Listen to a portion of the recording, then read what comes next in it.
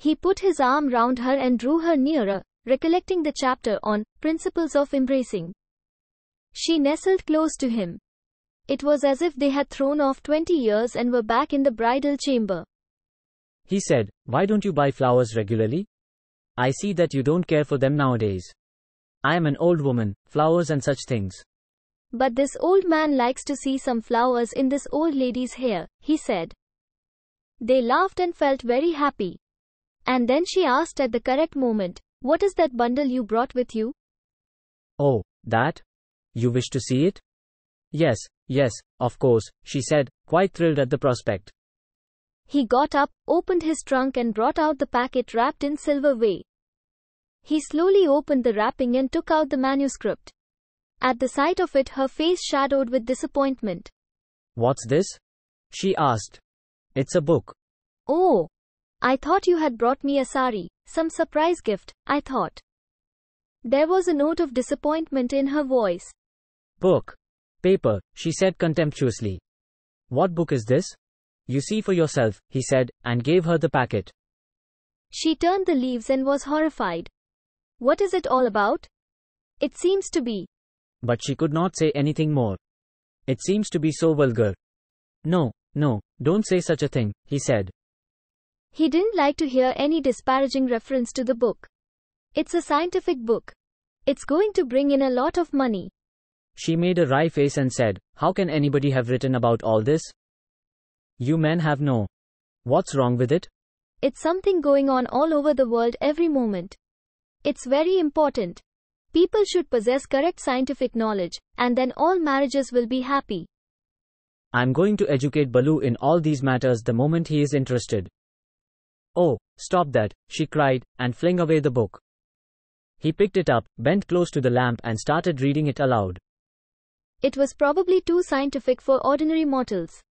She listened both horrified and fascinated. A few days later, Margia walked into the Gordon Printery in Market Road. It was a fairly big establishment in Malgudi. Every form, letterhead, and bill book in Malgudi was printed at Gordon's. Its proprietor was a man from Bombay who came and settled down here years ago, a hefty, rosy-cheeked man called Madan Lai. He sat at a table, right in the middle of a hall where a dozen people were creating the maximum amount of noise with various machines, which seemed to groan and hiss and splitter.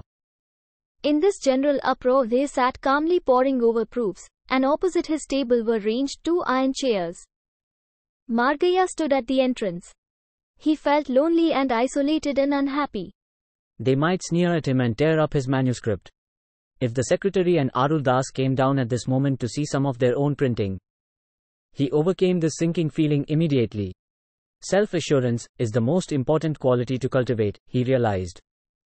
He sounded quite assertive when he asked someone at the entrance, "Where is your proprietor?" "Sitting there," the man replied. "Oh, I didn't notice," Margia said, and went up. The man looked up from his papers and asked, "What can I do for you?" He pointed at an iron chair. Margia sat down, placed his manuscript before him and said with a lot of self-assurance, "I wish to have this book printed." "Can you take it on?" "That I can say only after going through the manuscript." "Go on, read it." "I have no time now. You can leave it here." "Impossible," said Margia. "I am not prepared to leave it with anyone. You can go through it here while I wait. I've other business." "I've also other business. I have come to you for printing, not for any other business. If you are not prepared to take it on, say so," and he put out his arms towards the manuscript. "Oh, no, don't lose your patience," the other pleaded. "I was only..." He picked up the manuscript and glanced at the title page. "Ah!" he exclaimed. And then he passed on. Every chapter heading and every page seemed to fascinate him. He kept exclaiming, "Ah! Ah!" And Margia sat before him and watched with complete aloofness. He admired himself for it. This is the right attitude to cultivate in business. If we show the slightest hesitation or uneasiness, others are only too ready to swallow us up. Proof bearers came up and waited around until Lai should look up. An accountant stood there with an open ledger in his hand, waiting to catch his attention. Lai kept exclaiming, "Ah! Ah!" every few seconds. His staff stood around in a circle. Get out of the way everyone and give me light, he suddenly shouted. The accountant alone came up and said undaunted, this is urgent. He placed the fat book on the manuscript. Lai snatched a minute to look into it, and pushed it away. When his accountant showed signs of looking over his shoulder, he said brusquely, don't try to see what people are reading. Go away. And the accountant went away. Lai looked for a moment at Margaya and said, the curiosity some people have. They have a lot of unhealthy curiosity about all sorts of things.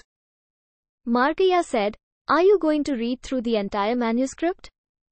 Yes, said the other. Otherwise, how can I know whether I can print it or not? Have I to sit here all the time? Asked Margaya. Why not? That's what you said you would do. Otherwise you may go out and return. What was the man proposing? Margaya reflected. Perhaps he had some dark design. No, even if it took a whole day, he would sit up there. Never go out of sight of those papers. I will wait here, said Margaya.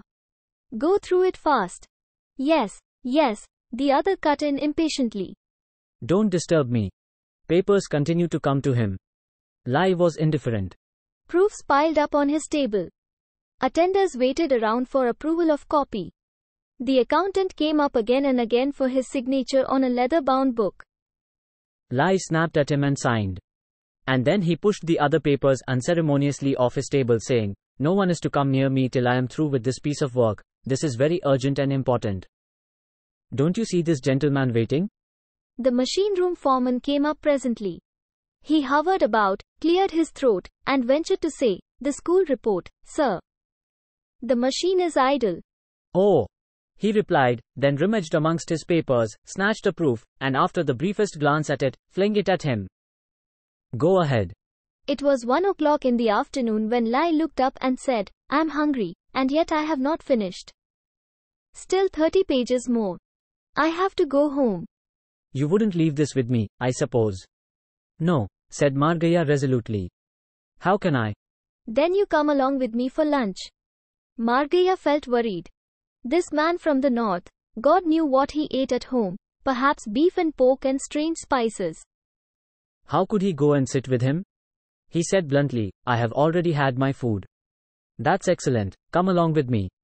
No, I have to go home. Why should you if you have had your dinner already? I have got some other business. Then what do you want me to do? Sit here with this, foregoing my meal, is that it? As you please. You must have read enough of it to know what to tell me. Be reasonable, mister, he appealed. If you give me a little more time, I will finish it and then I shall be in a position to discuss the matter with you. Then go on, Margaya said. I am not preventing your reading further. The other hammered on the call bell impatiently till an attendant came up and stood before him. Go home and tell them I'm not coming for my meal today. Send somebody and get something from the restaurant for two. Coffee and several plates arrived. Lai pushed away all the papers to make space for the plates and invited Margaya to eat. He kept the manuscript on his lap, his eyes running down the lines, his fingers straight towards the plates on the table and carried the food to his mouth as if they had an independent life of their own. He looked up for a brief moment at Margaya and said, go on, make yourself comfortable. Margaya had some plates on his side of the table. He hesitated only for a moment, and then said to himself, why not? He was hungry. He had had a sparse meal hours ago. They had put before him many tempting colored sweets and coffee. This is indeed lucky, he reflected. This is good tiffin. It'd have cost me over a rupee. He ate the jalebis, and wondered if it would be proper to carry a bit of it home for little Balu. He was racked with a feeling that he was stealing some delicacy which ought to have gone to his child. Make yourself comfortable, Lai said hospitably from time to time without lifting his eyes from the manuscript. Margaya noticed that the other was a voracious eater, and polished off all sorts of oddments in a lump, it didn't matter what. That's why he is so hefty, Margaya reflected. He is not a half-fed, half-starving businessman like me. That's why he is able to command so much business and income. When the plates were removed, Lai wiped his mouth with a handkerchief, looked at Margaya and announced, I have finished reading the book. Well, what do you think you can do? It's an interesting book, no doubt. It's a book that must be read by everybody, Margaya added. No, don't say that. It's not fit for everybody's reading. For instance, if a young unmarried person reads it, he will know a lot of facts beforehand, Margaya said, and this established a greater communion between the two. Lai said, Mr. I must consult my lawyer first. What has a lawyer to do with it? Margaya asked. The mention of a lawyer was distasteful to him. The trouble is, said the other, I must know if it comes under the obscenity law. There is such a law, you know. They may put us both in prison. It's not obscene. It's a work of sociology. Oh, is it? Then there is no trouble. But I'd like to be told that by a lawyer. Will you please come again tomorrow at this time? What for? I will have discussed the matter with my lawyer, and then I shall be able to tell you something. If only you could leave the book with me.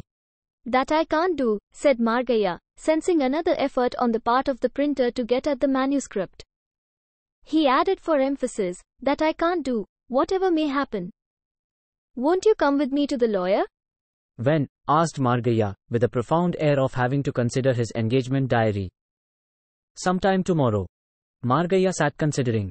It was no use going to a lawyer. The thought of a lawyer was distasteful to him.